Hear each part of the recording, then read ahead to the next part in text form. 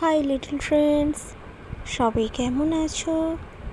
আশা করি সবাই ভালো আছো। আজকে আমি তোমাদেরকে বাটারফ্লাইতে রিভিশন লেসন পেজ নাম্বার 2 ও 3 আলোচনা করব। সো লেটস গো। এর আগের ভিডিওতে আমি তোমাদের কমিক স্ট্রিপ সম্পর্কে আলোচনা করেছি। আজ আমি তোমাদের অ্যাক্টিভিটি 1, 2 and 2A ডিসকাস করব। So let's go. দেখো, অ্যাক্টিভিটি 1-এ বলা হয়েছে write T for true and F for false sentences in the given boxes. বাক্যটা যদি সত্য হয় তাহলে তোমাদের পাশে টি, এবং যদি মিথ্যে হয় তাহলে এফ বক্সে লিখতে হবে। চলো এবার 1 নম্বরে কি বলা আছে দেখা যাক। Grandfather told the boy a story. ঠাকুরদা ছেলেটিকে গল্প বলেছিল। তাহলে এটা কি সত্য না মিথ্যা? বলো তো। এটা মিথ্যা, কারণ তার ঠাকুরদা তাকে গল্পটা বলেনি, বলেছিল ঠাকুমা, গ্র্যান্ডমা। সো এখানে আমরা পাশে এফ লিখব। 2 নম্বর বাক্যটিতে বলা হয়েছে the boy fell asleep while listening to the story. ছেলেটা গল্প শুনতে শুনতে ঘুমিয়ে পড়েছিল। সো এটার পাশে আমরা দেব টি, কারণ সেন্টেন্সটা একদমই সত্য। ছেলেটা ঠাকুমার গল্প শুনতে শুনতে ঘুমিয়ে পড়েছিল। 3 নম্বর সেন্টেন্সে বলা হয়েছে the angel's face looked like the face of the child's mother. পরীর মুখটা একদম বালকটির মায়ের মতন দেখতে ছিল। এটা কি ট্রু না ফলস? বলো তো তোমরা। এটা ফলস, কারণ অ্যাঞ্জেলস ফেস তার মায়ের মতন নয়, তার গ্র্যান্ডমা অর্থাৎ ঠাকুমার মতন দেখতে ছিল। তাহলে এর পাশে আমরা এফ বসাবো। 4 নম্বর সেন্টেন্সে বলা হয়েছে the boy woke up at the call of his grandfather. ছেলেটা তার ঠাকুরদার ডাকে ঘুম থেকে উঠেছিল। তাহলে তো এটা একদমই সত্য কথা। ছেলেটা তার গ্র্যান্ডফাদারের ডাকেই ঘুম থেকে উঠেছিল। তাহলে এখানে আমরা পাশে টি বসাবো। এবার দেখো activity 1 B number, answer the following questions. নিচের প্রশ্নগুলির উত্তর দাও। দেখো, প্রথমে এ নম্বরে বলা হয়েছে how did grandmother describe the Angel. ঠাকুমা পরীটি সম্পর্কে কিভাবে বর্ণনা দিয়েছিলেন। হাউ মানে কিভাবে, did grandmother describe the Angel, Angel মানে পরী, আর ডেসক্রাইব মানে হলো বর্ণনা করা। তাহলে প্রশ্নটার মানে হলো ঠাকুমা কিভাবে পরীটির বর্ণনা দিয়েছিলেন। দেখো, আমি অ্যানসারটা লিখে রেখেছি। প্রথমে আমাদেরকে লিখতে হবে গ্র্যান্ডমাদার, এরপর ডেসক্রাইবের পাস্ট পার্টিসিপল ফর্ম বসবে, কারণ কোশ্চেনে ডিড ছিল। তো ডিড থাকলে তোমরা ভার্বের পাস্ট পার্টিসিপল ফর্ম করবে। Grandmother described the Angel had bright wings. ঠাকুমা বলেছিলেন যে পরীটির উজ্জ্বল ডানা ছিল। এরপর বি নম্বর কোশ্চেনটা চলো পড়ি। Why do the angels take children on a tour. Why মানে কেন, ডু দ্য অ্যাঞ্জেলস কেন পরীরা টেক চিলড্রেন শিশুদেরকে নিয়ে যেত অন এ ট্যুর, ট্যুর মানে ভ্রমণ। তাহলে পরীরা কেন শিশুদেরকে ভ্রমণে নিয়ে যেত। দেখো বি নম্বর কোশ্চেনের অ্যান্সার হলো the angels take children on a tour if they were good. পরীরা শিশুদেরকে ভ্রমণে নিয়ে যেত যদি তারা ভালো হতো। দেখো আমি অ্যান্সারটা লিখে দিয়েছি ওপরে। এবার আমরা চলে যাব সি নম্বর কোশ্চেনে। সি নম্বর প্রশ্নতে বলা হয়েছে what are the beautiful things the boy saw in his dream. What are the beautiful things, সুন্দর জিনিসগুলো কী ছিল? The boy saw in his dream, dream মানে স্বপ্ন। ছেলেটি স্বপ্নে যা কিছু দেখেছিল তার মধ্যে সুন্দর জিনিসগুলো কী ছিল? সি নম্বর কোশ্চেনের অ্যান্সারটা এবার আমরা করব। The beautiful things the boy saw in his dream are the sparkling stars and a bright moon. ছেলেটি স্বপ্নে যে সুন্দর জিনিসগুলো দেখত সেগুলি ছিল স্পার্কলিং স্টার্স মানে চকমকে তারা, অ্যান্ড এ ব্রাইট মুন এবং একটি উজ্জ্বল চাঁদ। এখন চলো আমরা ডি নম্বর কোশ্চেনটা পড়ি।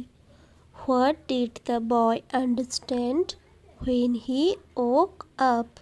What did the boy understand, ছেলেটা কি বুঝতে পেরেছিল? হোয়েন মানে যখন, হি ওক আপ সে যখন ঘুম থেকে উঠেছিল সে কি বুঝতে পারলো? দেখো এর অ্যান্সারটা হবে দ্য বয় আন্ডারস্টুড। এখানে প্রশ্নে ডিড ছিল, সেই জন্য আমাদেরকে ভার্বের পাস্ট পার্টিসিপল ফর্ম আন্ডারস্টুড করতে হয়েছে। The boy understood that all of it was his dream when he wake up. ছেলেটি ঘুম থেকে উঠে বুঝতে পেরেছিল যে এই সব কিছুই তার স্বপ্ন ছিল। এরপর আমরা অ্যাক্টিভিটি 2 এর চলো দেখি কি আছে। Match the animals with their young ones and write their names in the given boxes. Match the animals with their young ones, এখানে তোমাদেরকে মিল করতে হবে পশুদের সঙ্গে তাদের বেবিদের নামের সঙ্গে মিল করতে হবে। আর নিচে যে বক্স দেওয়া আছে সেখানে তোমাদেরকে তাদের বেবিদের নাম লিখতে হবে। দেখো প্রথমে আমরা ছবিগুলো কি দেওয়া আছে তাদের নামগুলো জেনে নিই। দেখো ছবিগুলো প্রথমে রয়েছে হেন, হেন মানে মুরগি। তারপরের ছবিটা হলো ডাক, ডাক মানে পাতিহংসী। তারপরে রয়েছে টাইগার, টাইগার মানে তো সকলেই জানো বাঘ। তারপরে রয়েছে হর্স, হর্স মানে ঘোড়া। তারপরে রয়েছে কাউ, কাউ মানে গরু। আর তারপরে রয়েছে পিগ, পিগ মানে শূকর। এবারে আমরা ম্যাচ করব। দেখো প্রথমে লেখা আছে কোল্ট, COLT। কোল্ট মানে হলো ঘোড়ার ছানা, ঘোড়ার ছানাকে ইংরেজিতে কোল্ট বলা হয়।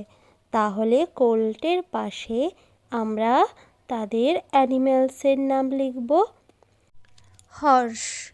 তাহলে কোল্ট থেকে হলো হর্স, হর্স মানে ঘোড়া, আর কোল্ট হচ্ছে তাদের ইয়ং ওয়ান্স অর্থাৎ ঘোড়ার ছানা। এরপর আমরা চলে যাব পরেরটাতে। দেখো পরেরটা রয়েছে পিগলেট। পিগলেটের সঙ্গে কোনটা মিল হবে বলো তো? পিগের মিল হবে। পিগলেট মানে শূকর ছানা, পিগ মানে শূকর। এরপরে রয়েছে কাফ। কাফ হচ্ছে বাছুর, তাহলে কাফ থেকে হবে কাউ। কাউ মানে গরু, আর গরুর ছানাকে বলা হয় কাফ। এরপরে রয়েছে চিক। চিক মানে হলো মুরগি ছানা, তাহলে চিকের পাশে বক্সে আমরা লিখব হেন। চিকের সঙ্গে হেনের ম্যাচ হলো। এরপরে রয়েছে কাব। কাব হলো বাঘের ছানা, তাহলে কাব থেকে হবে টাইগার। টাইগার মানে বাঘিনী, আর বাঘিনীর ছানা হলো কাব। তারপরে রয়েছে ডাকলিং। ডাকলিং মানে হচ্ছে পাতিহংসীর ছানা, তাহলে ডাকলিংয়ের পাশে বক্সে আমরা লিখব ডাক। এবার আমরা চলে যাব activity 2B। Write the names of the adult animals or birds. তাহলে আমাদেরকে নাম লিখতে বলা হয়েছে এখানে অ্যাডাল্ট অ্যানিম্যালস অর বার্ডস। বেবিদের নামের পাশে তাদের মায়েদের নাম লিখতে হবে। 1 is done for you, একটি করে দেওয়াই আছে। দেখো 1 নম্বরে রয়েছে পাপি। পাপি কার ছানা বলো তো? ডগের ছানা। সো পাপির পাশে দেখো ডগ লেখা রয়েছে। এবার 2 নম্বরে রয়েছে কিটেন। কিটেন হলো বিড়ালের ছানা, তাহলে কিটেনের পাশে আমাদেরকে লিখতে হবে ক্যাট। ক্যাট থেকে কিটেন। 3 নম্বরে রয়েছে কিড।